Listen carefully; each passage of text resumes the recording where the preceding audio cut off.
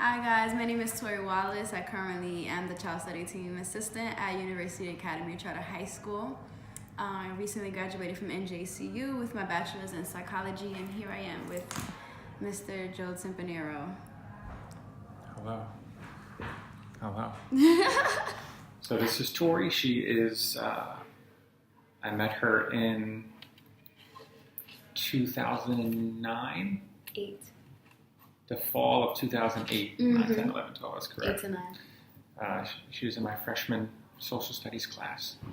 10 years ago, and now she is my colleague. She's working with me at University Academy Charter High School in Jersey City. So she works in our school with our social work team.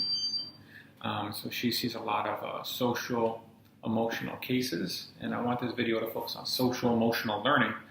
So I have Tori's perspective on this. So I guess firstly, I want to take you back to high school from when you were in high school, 10 to, I guess it would be 6 to 10 years ago. Yeah. Just describe your high school experience, just overall, generally. Right. So I think first and foremost, my high school experience wouldn't be typical because we are a charter school. We're a smaller community. My high school experience here at university was honestly, like, looking back at it, was really cool. But as I was here as a student, I hated it. I hated every minute of it. But now that I'm older and I'm able to perceptualize and things like that, I can definitely say that university is one of the best high schools in Jersey City. The high school experience here is amazing. Like, I still remember all of my teachers, and I still remember the things that they taught me. So I have been instilled with so many great qualities. I feel like, I don't know if I would have been the same person if I would have went to any other high school. So you had a positive experience. Yeah, that was cool. Besides the drama, life was great. Did they lead together, school and drama, or were they kind of separate things? Did the school assist you with that drama, or did you kind of keep things separate? I definitely always felt safe at every single moment that I was here. I never felt like I was in danger. How was it dealt with? So you had a situation, drama with other people. How did the school approach it?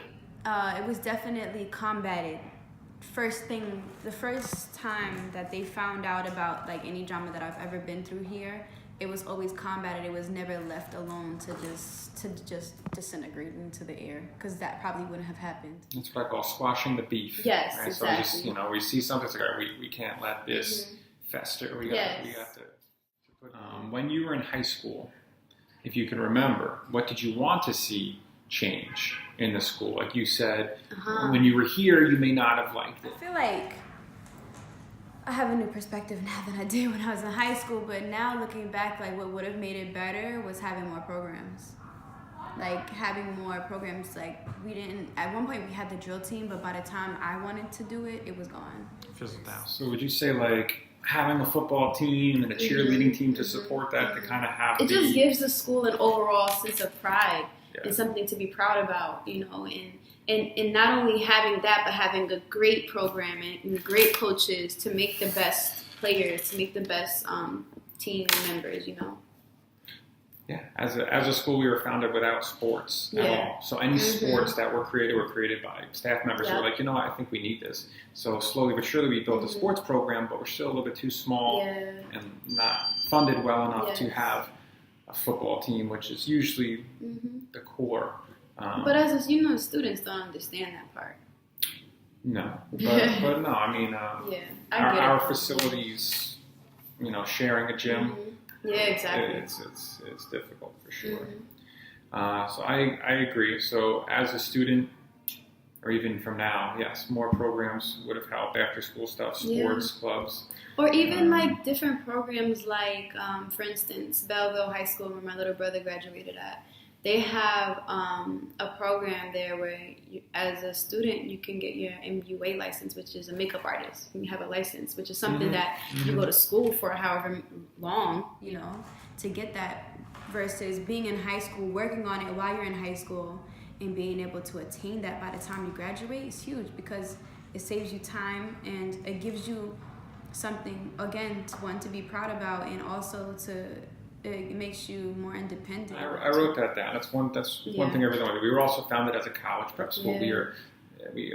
This building is owned by a college, right. So it's all college prep, and we wouldn't mind, like, a huge high demand for masonry work, plumbing, electricians, and like if you want to be like a bricklayer and work on masonry, it's like a 3-year apprenticeship. Like it's no joke. But you can starting it now and working.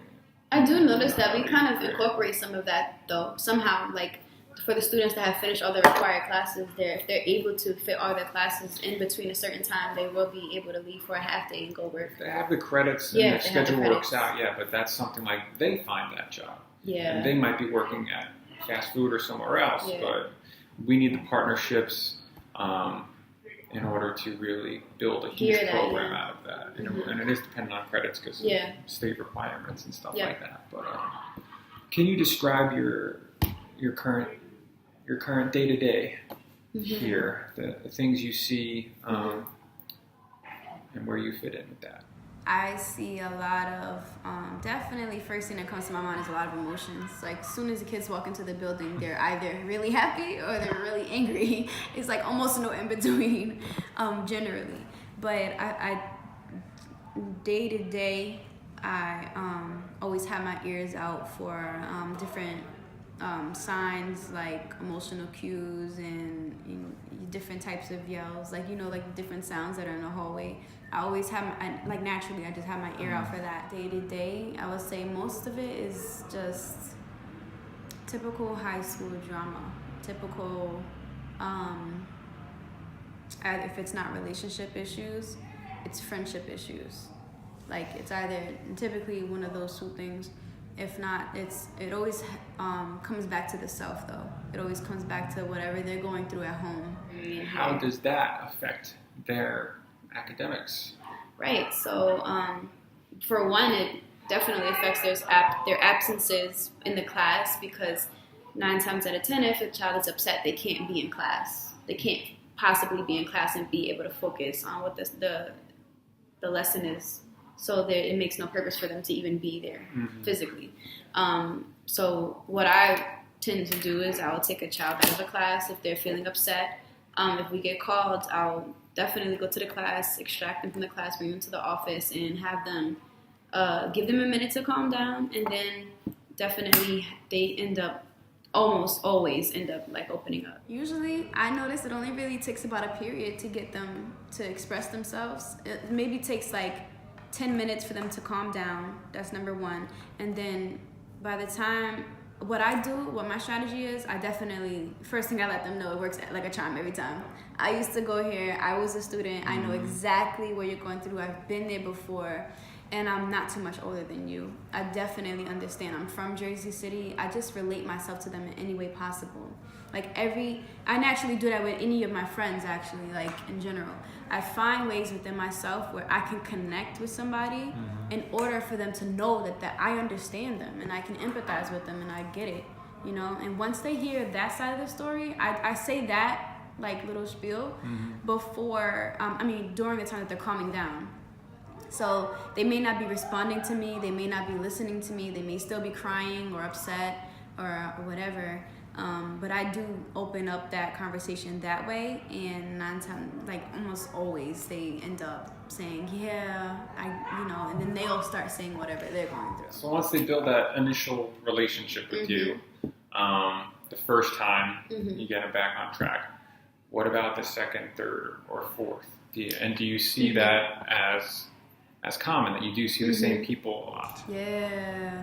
Once we have that first initial conversation, it's a relationship.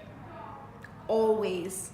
I just started, but always it's a relationship. How important is that for them to have? Definitely important. Do you think to have someone in the school that can help them get back on track? Yes, because it gets to a point where they're so comfortable that all they have to do is see me.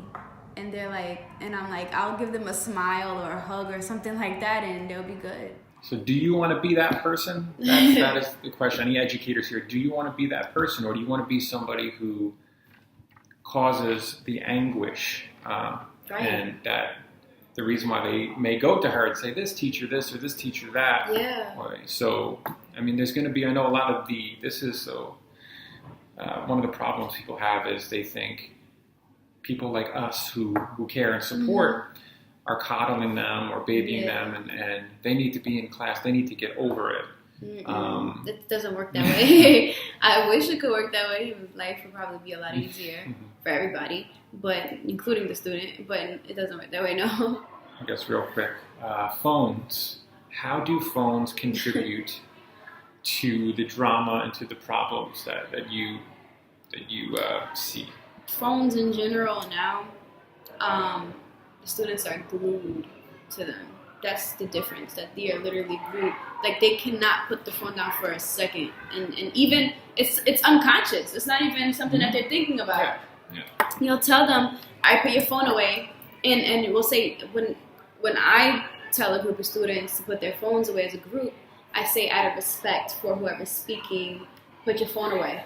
And maybe like one or two students will put their phone away, but eventually it ends up back in their hand. Like, it really is like they don't even really know that it ended up back in their hand. You know, they don't realize how it's happening. So it's like a robotic stage. Like, they're just not even conscious of what they're doing. Where did they hear the rumor that, you know what I'm saying, was it someone, so-and-so said someone in person, or are they getting texts or Snapchat? They're definitely getting texts. So that's what I mean, the phone has a trigger Yeah. to say, oh, he said this or she said that, or oh, it's on Facebook, or it's Things on being this, recorded. so it stemmed from that. Yeah, Things are being recorded. so I know, you know, I'm very nervous about taking away phones next year. I think that they should learn how to be responsible and be able to put their phones away. Yeah. But it is an addiction, and they can't, you know, do it. Yeah, So I want to. So, you know, we're looking to, you know, do the phone pouches that I told you. There's a company called Yonder who, you know, you put the phone in a pouch and they carry it around, they lock it. And so I think you'll still get the drama, but will they get that notification that their boyfriend or girlfriend cheated on them It is a text at message lunchtime, or will they get it at 3 o'clock? And so even sometimes, like, relationships at home make it to school. Because of phones. Like, a student would be on the phone in class, and the teacher will be teaching and will realize that a student is upset. And like, what happened? How did this even happen? It's like, well, the student got a text. But if that student wasn't in that phone, they wouldn't have gotten that text. They would have been more, I think the students would be way more attentive to the board if that's what the studies say. Yeah, definitely. You know, research says when I was getting the mobile devices that it's bad for them. Like, they'll get a mobile device to do their homework at home, but they're not going to do their homework. They're going to be on social media. If they have a device and a choice that says, I can do my homework right now, you know, or I'll just put it off. I'm just going to. Or even if they want to physically do their homework, they get distracted by a notification. That's all it takes. Yeah. Once you're on Instagram, you're on Instagram. Unfortunately, that's what research says. So that actually, student achievement has gone down when giving students devices to take home, which is crazy. Unless in some areas where there's two-parent households and oversight and someone holding the kids accountable, then that's a different story. Then you're like, okay, now it's homework time. Here's your tablet. Do your homework now. Have you done your homework? Let me see. Okay, now you can go on social media. As opposed to parents are working 3 jobs and they're just not around, or there's only, you know, one-parent household, which is most of us now. So I myself do it all the time. Like, I think having the phone here in my face right now is a distraction. Like, because as soon as you get a notification, you want to know what it says, what that person is saying, because it's like, it's just natural. If a teacher kicks a kid out of class, let's say, how often is it that the problem really just lies in that class, that it's not something from home or somewhere else? Say, in other words, I'm asking, is the number one problem students get kicked out of class for usually stems from something internal that has nothing to do with school, maybe? I think that the trigger is happening in school, but the actual thing that's being triggered is from home, almost always. It always ends up leading up to, like, once the problem is settled, it's like, well, I'm going through this at home. That's always, like, almost always the ending conversation. It's huge. Right. So I just want, again, any educators listening, when a kid is mad at you or cursing at you or whatever the case may be, you cannot take it personally. It's not about you. And also another perspective is that we've had multiple teachers that have come to us like, something is wrong with this kid. This kid is not like this. Yeah. This kid is not like this. There is something going on with this kid that is different, that has changed. Because this kid is a straight A student, now they're getting B's and C's. What's going on? And we've had teachers that have come to us, and we've literally gotten to the very core of the problem, and they succeed after that. All it takes is a conversation sometimes, like letting that student know that they're heard, because a lot of students are quieted, like, by their families at home. Like, students aren't allowed to have a voice. In our student handbook, the name of this channel is Giving Students a Choice and a Voice. Right. So you agree that's what they want, a choice and a voice. So how do you suggest we do that in this school? How do we give students that voice that they want? Right now we do it through our discipline policy. Really, it's all right, you did something wrong. Now it's kind of your choice to either A, fix it, and B, how you're going to fix it.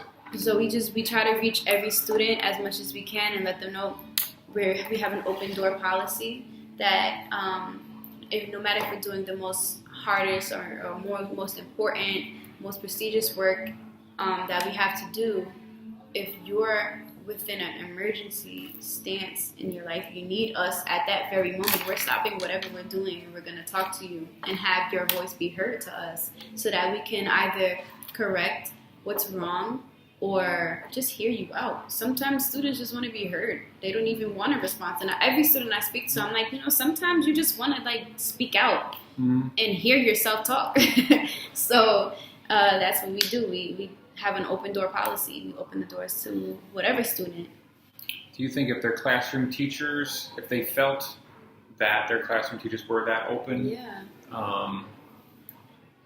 that they would go to their classroom teachers more? Definitely. One thing I do think is that every teacher should know about social emotional learning. Every single teacher, that should be a course that's required within that program. I don't know if it already is, but that should be a course that you have to have a certain grade point average in, like, because that's huge to know that students have feelings. Yeah. So, like, one thing I want to do is carve out a piece of the day. Like, we have extended homeroom. We'll have an hour homeroom of non-instructional time, and we'll try to get things done. I would like twice a month at least, to give students the opportunity to speak it also up. takes a certain type of personality, though. Not every teacher has that. True. And also, like, being culturally aware is another. True. So we would have to feed them or train them on social emotional learning and say, here's the agenda for today, and here are the topics we want to cover. And of course, they ask students what topics they want to cover. So you would stray away from giving the power to the teachers. What I want to do is split up the girls and the boys, maybe first floor, second floor, and get people like you, Miss Terry, whatever. We would need, say there's over 200 girls, that's 10 classrooms. So in 10 classrooms, get the 10 strongest female staff members certified to be in the classroom with students and have them lead these discussions, and likewise do the same thing with the males. So it's a social emotional learning, right? And so for 3 years we 3 years where we took away detention as a punitive thing. So you're in trouble and you're getting detention. So we're trying to get away from punishment and give students more ownership. So you were referencing behavior, and I want your perspective.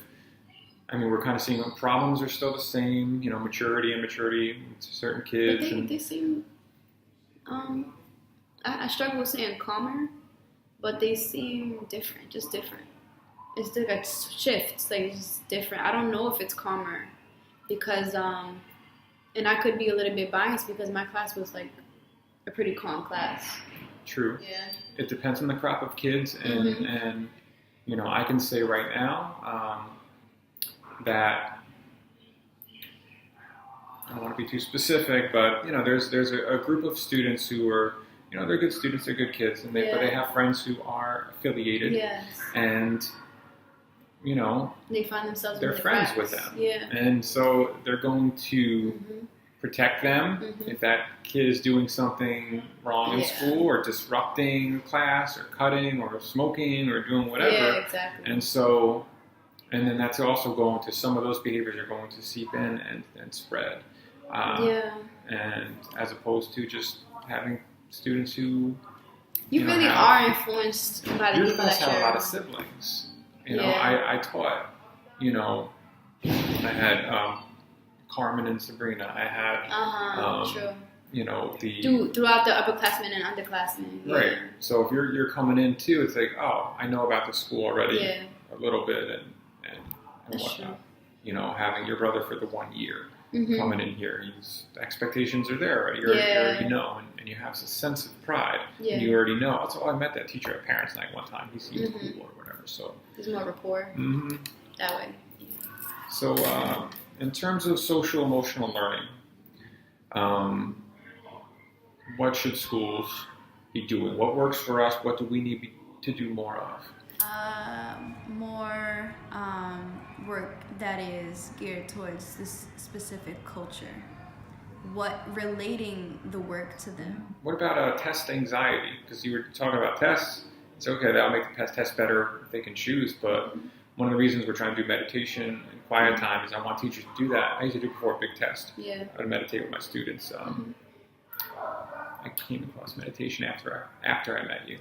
So you were already pretty much done. I think 2010 was the first time Another I thing that changed. started meditating Yeah. with my students. And a big test was coming. Like the student was like, I want that test.